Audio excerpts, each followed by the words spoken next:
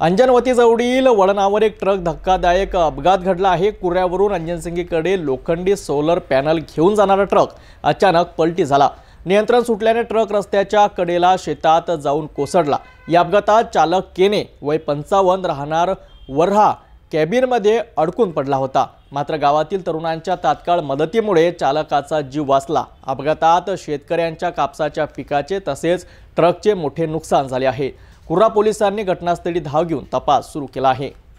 कुऱ्यावरून अंजनसीकडे लोखंडी solar panel घेऊन जाणाऱ्या ट्रकचा अंजनवती जवळील वळणावर गंभीर अपघात झाला।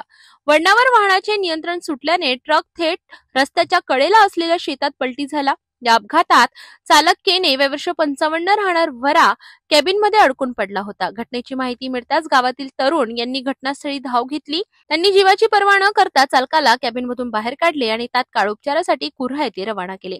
सुदैवाने या भीषण अपघातात कोणतीही जीवितहानी झाली नाही, ही दिलासादायक बाब आहे। मात्र ट्रक पलटी झालेल्या त्या शेतात कापसाच्या पिकाचे मोठे नुकसान झाले असून ट्रकचेही मोठ्या प्रमाणावर नुकसान झाल्याची माहिती मिळते।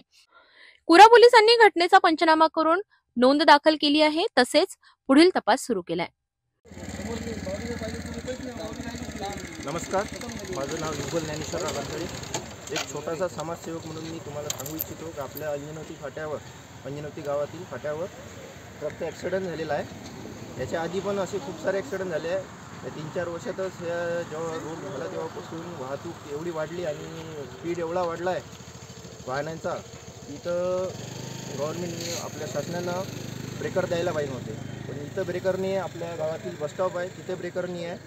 त्यानंतर आपल्या गावातील बसस्टॉपवर आतापर्यंत या 4 वर्षात 4 जीव गेलेले आहे। आपण शासनाला ॲप्लिकेशन दिलेले आहे आपल्या पंचायत समितीमध्ये, PWDमध्ये, आपल्या ग्रामपंचायतमधून, तरी पण त्याच्यावर काही कारवाई झाली नाही।